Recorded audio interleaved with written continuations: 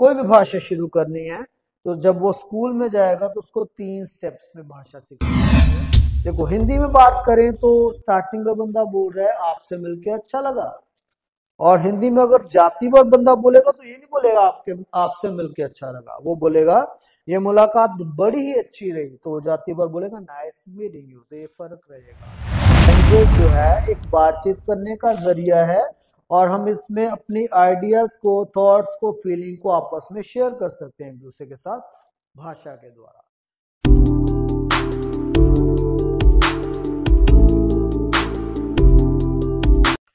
Hello students, welcome back to Elevation Overseas. तो अभी तक हमारी 2 वीडियोस के बीच में हम इंग्लिश के इस कोर्स के बारे में जान चुके हैं कि हम क्या क्या प्रोवाइड करवाते हैं और आपको क्या क्या बेनिफिट्स मिलते हैं। तो प्रोवाइड क्या क्या करवाते हैं, लेट्स लुक बैक, थोड़ा पीछे देख लेते हैं एक बार। ग्रामर, जिसमें हम टेंसेस वाली ग्रामर नहीं, प्रैक्टिकल अप्लाइड ग्रामर कराएंगे और सारी ग्रामर कवर होगी उसमें। वोकैब्स, जिसमें हम बुक्स, न्यूज़पेपर पढ़ना नहीं, जबकि आपको प्रैक्टिकल वे में इंटरनेशनल प्रैक्टिकल वोकैब करवाएंगे, जो 800 वोकैब्स होंगे जो इंटरनेशनल लेवल पे बोले जाते हैं। थर्ड, साउंड प्रोनाउंसिएशन, शब्दों को बोलने का तरीका सिखाएंगे, जिसमें मैंने ये 2 एग्जांपल्स दी थी, क्लोज की और करियर की।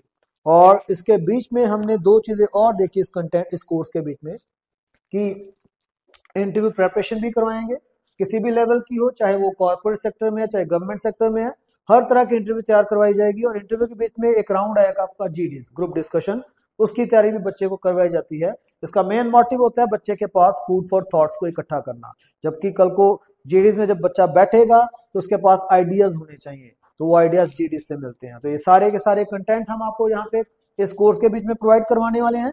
दूसरी वीडियो के बीच में हमने देखा था कि the benefits of learning English, अंग्रेजी को सीखने के फायदे क्या हैं, मैंने बताए थे। ये सारे के सारे स्टूडेंट्स के लिए फायदा रहेगा, चाहे वो स्कूल स्टूडेंट्स है या कॉलेज स्टूडेंट है, उनको फायदा क्या मिलता है कि उनके कंटेंट जो है जितने भी इंग्लिश में है, जो सिलेबस के बीच में, उनको पढ़ने में और उनको याद करने में या उनको समझने में कोई दिक्कत नहीं आती। एग्जाम में भी फायदा मिलेगा।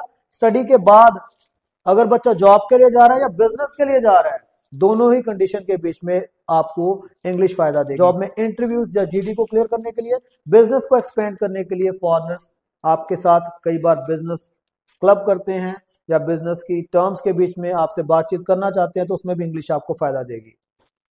तीसरा था स्टडी अब्रॉड।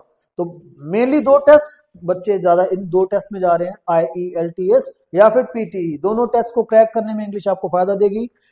फोर्थ था हाउस वाइफ। तो हाउस वाइफ को बहुत बड़ी जगह पे दिक्कत आ रही है, वो शॉपिंग करने जा रही है तो कई बार सेल्समैन वहां पे इंग्लिश में बात करनी शुरू कर देता है या इंग्लिश के कुछ टर्म्स यूज करता है, तो वहां पे फायदा है। पेरेंट्स मीटिंग के बीच में हाउस वाइफ जा रही है, वहां पे फायदा है।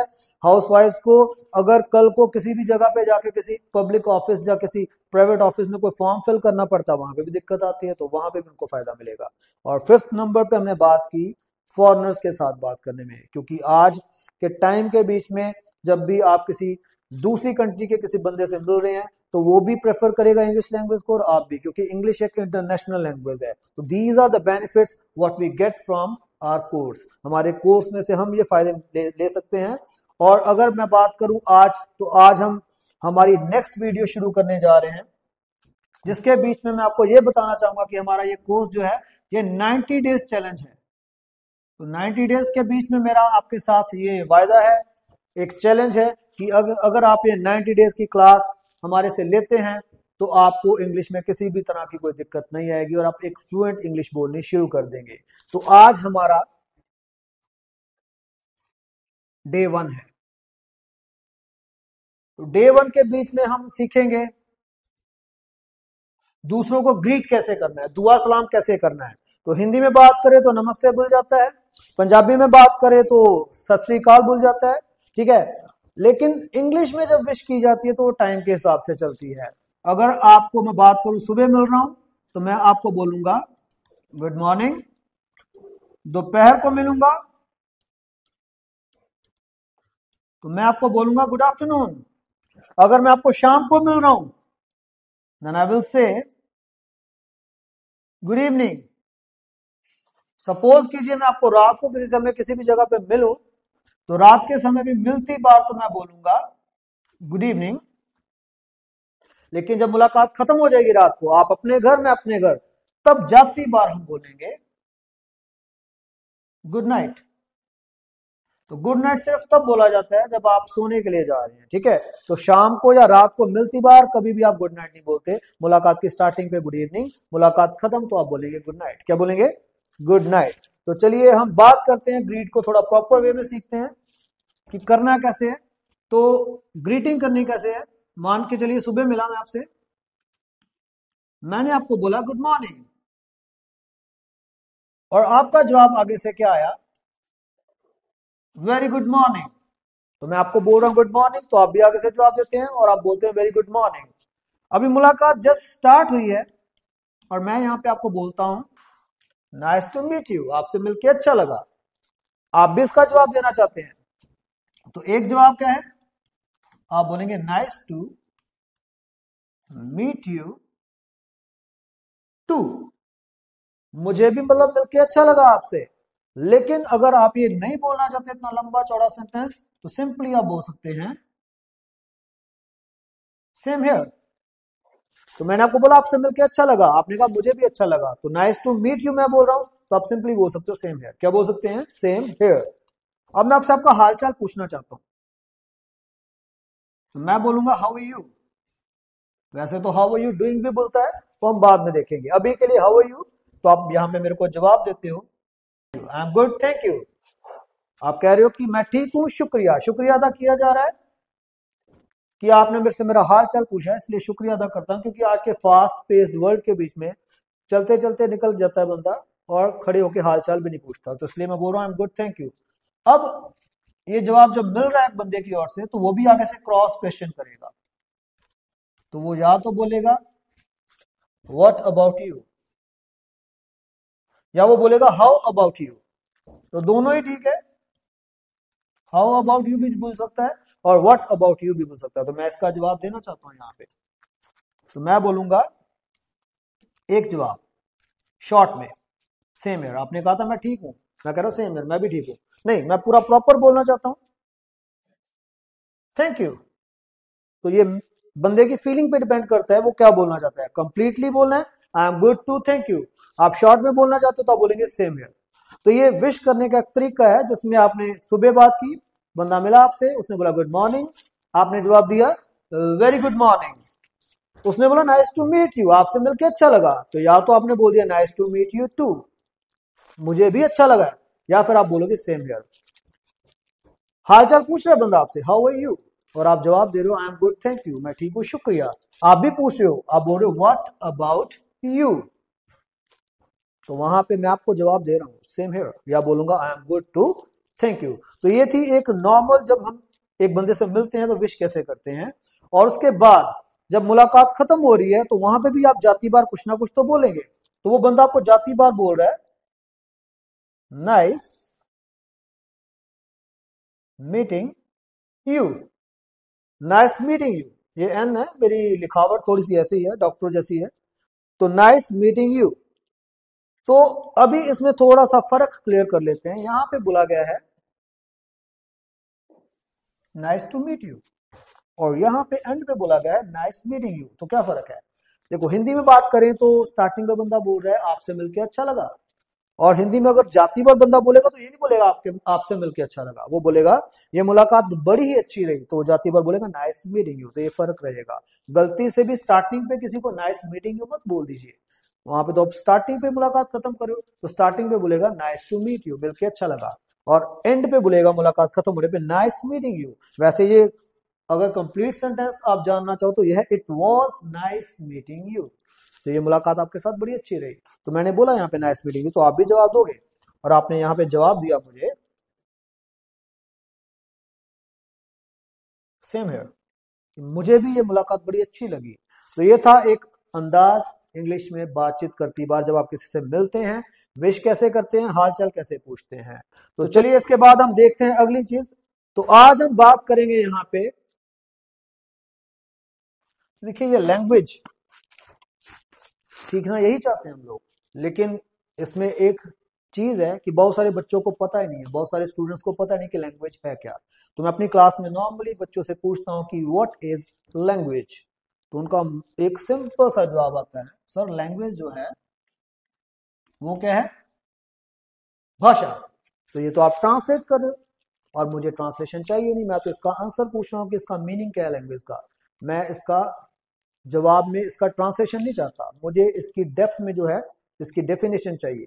तो लैंग्वेज जो है सोर्स, सोर्स मतलब मीडियम, तो एक जरिया है ये, लैंग्वेज एक जरिया है, लेकिन किस चीज का जरिया है, कम्युनिकेट। तो मैंने यहां पे एक वर्ड लिखा है कम्युनिकेट, जिसका मतलब क्या होता है, बातचीत करना। तो बातचीत करने के लिए हमें भाषा चाहिए। मैं इशारों के साथ आपको चीजें समझाने को समझा सकता हूं, लेकिन कई बार इशारों को समझने में गलती होती है, इसलिए बोलना और बोल के अपने आइडियाज को बताना ये ज्यादा बेटर रहेगा। तो लैंग्वेज की डेफिनेशन है, it is a source to communicate. ये एक साधन है, एक जरिया है बातचीत करने का, और हम क्या कर सकते हैं, ठीक है, हम अपने आइडियाज को बांट सकते हैं, थॉट्स को, विचारों को बांट सकते हैं, और फीलिंग्स को भी बांट सकते हैं। तो यहां पे आएगा, we can share our ideas, thoughts and feelings. किनके साथ, विथ ईच अदर, एक दूसरे के साथ हम अपने आइडियाज को, थॉट्स को और फीलिंग्स को शेयर कर सकते हैं, लेकिन किसके द्वारा, लैंग्वेज। तो पूरी इसकी डेफिनेशन यहां पे लिख दिया मैंने, it is a source to communicate, we can share our ideas, thoughts and feelings with each other through language. तो ये एक सिंपल सी डेफिनेशन है यहाँ पे कि भाषा जो है, लैंग्वेज जो है, एक बातचीत करने का जरिया है, और हम इसमें अपनी आइडियाज को, थॉट्स को, फीलिंग को आपस में शेयर कर सकते हैं एक दूसरे के साथ भाषा के द्वारा। तो अब लैंग्वेज का मीनिंग आपको क्लियर होना चाहिए, क्यों, क्योंकि कल को आप पानी की तरह इंग्लिश बोल रहे हो, लेकिन कल को कोई पूछे कि व्हाट इज लैंग्वेज, तो आपको लैंग्वेज की डेफिनेशन ही नहीं आती, आप बोल रहे लैंग्वेज भाषा है, तो वहां पे कहीं ना कहीं पे तो मतलब आपका जो ड्रॉबैक बनेगा। तो इसको याद रखिए, चाहो तो इसको आप नोट भी कर सकते हो अपनी कॉपी के ऊपर कि कल को याद कर सको। अब लैंग्वेज के बीच में, अब देखो बहुत सारी लैंग्वेजेस हैं। मैं अपने पंजाब की बात करूं तो पंजाब में चलती है पंजाबी, हिंदी हमारी नेशनल लैंग्वेज है, इसके बाद आ जाती है इंग्लिश जो कि इंटरनेशनल लैंग्वेज है, फिर फ्रेंच है, स्पेनिश है, बहुत सारी भाषाएं हैं। लेकिन हर भाषा को जब सिखाया जाता है किसी बच्चे को, तो उसमें 3 स्टेप्स के बीच में बच्चे को सिखाया जाता है, 3 स्टेप्स। कोई भी भाषा शुरू करनी है तो जब वो स्कूल में जाएगा तो उसको 3 स्टेप्स में भाषा सिखाई जाती है। आज हम उन 3 स्टेप्स के बारे में बात करने जा रहे हैं, तो चलिए वो 3 स्टेप्स देखते हैं। लैंग्वेज, तो एक भाषा को सीखने के 3 स्टेप्स कौन कौन से हैं, तो हम तो इंग्लिश सीख रहे हैं, तो इंग्लिश में पहला स्टेप्स आपका रहेगा अल्फाबेट्स। तो ये अल्फाबेट्स जो हैं, आप बच्चे को जब स्कूल में डालते हो तो सबसे पहले बच्चों को अल्फाबेट सिखाए जाते हैं, जिसमें A B C D 26 letters होते हैं, वो सिखाए जाते हैं। और इसकी भी डेफिनेशन हमें आनी चाहिए, कल को कोई पूछे व्हाट आर अल्फाबेट्स और हम कह दे ए बी सी, नो, ये प्रॉपर जवाब नहीं है। तो चलो डेफिनेशन के बारे में बात करूंगा। तो अल्फाबेट्स की डेफिनेशन क्या है, सिंपली क्या है, ये सेट ऑफ लेटर्स है, सेट एक ग्रुप होता है, तो 26 लेटर्स का जो ग्रुप है उसको अल्फाबेट्स कहा जाता है। और ये लेटर्स किस काम आएंगे, बोलने के काम तो नहीं आएंगे, बोलती बार हमारे स्पीकिंग ऑर्गन्स चाहिए, मुझे मेरा गला चाहिए, जुबान चाहिए, लिप्स, ठीक है, मेरे दांत, ये चीजें होनी जरूरी है, क्योंकि साउंड को प्रोड्यूस करने के लिए यही चीजें आपकी काम आएगी। आपके गले में वोकल कोर्ड्स है जहां से आवाज निकलेगी, और जीभ टच करेगी, दांत टच करेंगे, लिप्स बंद होंगे या खुलेंगे, तो तब जाके एक लेटर को आप साउंड कर सकेंगे। तो लेटर लिखने के काम आते हैं, बोलती बार तो आपका गला, जुबान और आपके जो दूसरे ऑर्गन्स है स्पीकिंग, वो चाहिए। तो ये यहां पे मैं लिख देना चाहूंगा कि किस काम आते हैं ये, which is use to write something. तो ये लेटर्स जो हैं ये लिखने के काम आएंगे। और यहां पे इसकी छोटी सी एक एग्जांपल भी लिख लेते हैं कि वो अल्फाबेट्स असल में है क्या, वो है A B C D and so on, आगे जो भी है, ठीक है। तो फर्स्ट डेफिनेशन हमने सीखी अल्फाबेट्स की। जो पहला स्टेप है हमारा, दैट इज अल्फाबेट्स। भाषा को सीखने के लिए, इंग्लिश भाषा को सीखने के लिए, इंग्लिश लैंग्वेज को सीखने के लिए पहला स्टेप है हमारा अल्फाबेट्स। हम सेकंड स्टेप पे मूव करते हैं। एक बच्चे को जब स्कूल के बीच में या किसी भी इंस्टीट्यूट के बीच में, जिसको बिल्कुल भी भाषा नहीं आती, अगर उसको अल्फाबेट सिखा दिया आपने, तो अल्फाबेट्स को जोड़ना सिखाया जाएगा। और अल्फाबेट को जोड़ के जो बनता है उसको हम बोलते हैं वर्ड। क्या बोलते हैं? तो वर्ड की डेफिनेशन क्या रहेगी? क्या बता रहा हूं मैं? अल्फाबेट्स को जोड़ के बनना है। तो सिंपल सी डेफिनेशन आ जाएगी, अल्फाबेट्स तो कलेक्शन, मतलब कलेक्ट किया जा रहा है। 26 लेटर हैं ए बी सी डी में, और इनमें से जिन 2 3 4 को जब आप जोड़ोगे तो एक वर्ड बन जाएगा। तो वर्ड की डेफिनेशन है कि it is a collection of alphabets. और ऐसा नहीं है कि कोई भी अल्फाबेट आपने उठा के जोड़ दिया तो एक वर्ड बन गया, नो। इसके ऊपर एक कंडीशन अप्लाई रहेगी, वो कंडीशन ये रहेगी, which has a proper meaning. तो उसका एक प्रॉपर मीनिंग भी होना चाहिए। अब यहां पे मैं एक वर्ड लिख रहा हूं,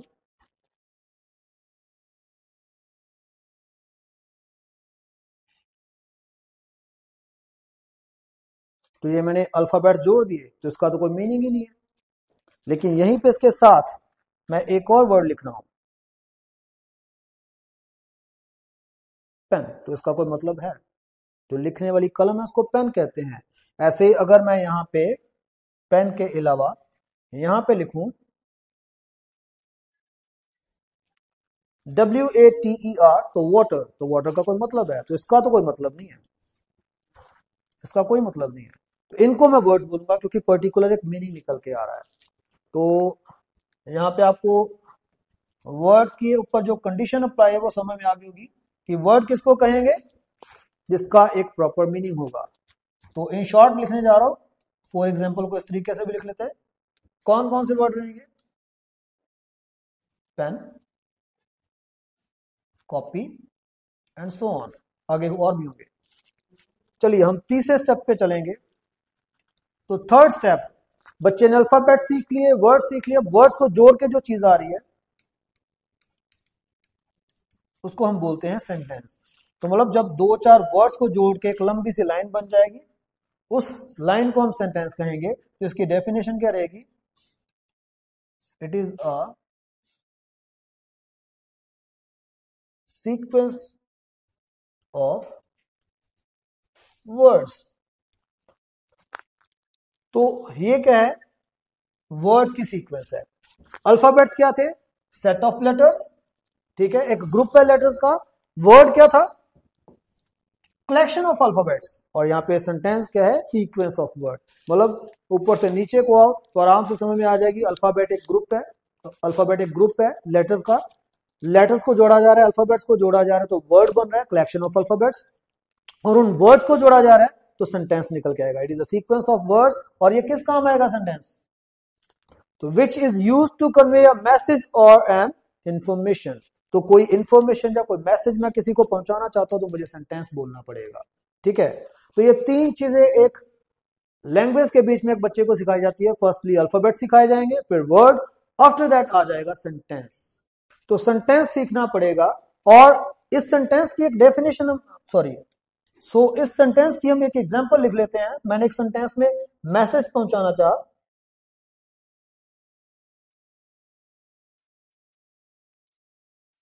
इट इज हॉट टुडे, कि आज गर्मी है। तो एक मैसेज किसके द्वारा पहुंचा? एक सेंटेंस के द्वारा। ये भी एक वर्ड है, ये भी एक वर्ड है, ये भी एक वर्ड है और ये भी एक वर्ड है। तो इन वर्ड्स को जोड़ के एक सेंटेंस बन चुका है। तो आज की इस डे 1 की क्लास में अभी तक हमने क्या सीखा है? हमने विश करनी सीखी है कि विश जो है टाइम के हिसाब से चलेगी, और हालचाल कैसे पूछा जाता है, ठीक है। और साथ के साथ हमने फाउंडेशन जो है, ग्राउंड लेवल पे जो है, हमने लैंग्वेज के बारे में सीखा। लैंग्वेज असल में होती क्या है, उसके डेफिनेशन के ऊपर बात की गई। किसी भी तरह की भाषा जो है वो बातचीत करने के काम आती है। और लैंग्वेज में मैंने 3 स्टेप्स बताए। वो 3 स्टेप्स ये आपके सामने लिखे। किसी भी लैंग्वेज को सीखने के लिए 3 चीजें सीखनी पड़ेंगी। सबसे पहले अल्फाबेट सीखने पड़ेगा इंग्लिश में, फिर वर्ड सीखना पड़ेगा और सेंटेंस। अगर हिंदी में बात करूं तो हिंदी में यहाँ पे बोलते हैं, इसको बोलते हैं वर्णमाला, ठीक है, जो क ख ग है। जब वर्णमाला सीख लेता है तब शब्द आता है, शब्द के बाद वाक्य आता है। लेकिन हम अंग्रेजी सीखने से इंग्लिश में सारी चीजें मैंने एक्सप्लेन की है। इंग्लिश में अल्फाबेट्स आएंगे, वर्ड आएगा और सेंटेंस आएगा। तो ये 3 चीजें आज हमने सीखी हैं। तो आज इसी के साथ डे 1 की क्लास में खत्म करना चाहूंगा और आपसे मेरा एक आग्रह है, आपसे मेरी एक रिक्वेस्ट है कि इस वीडियो को ज्यादा से ज्यादा शेयर कीजिए ताकि और लोग भी इस वीडियो से कुछ नया सीख सकें।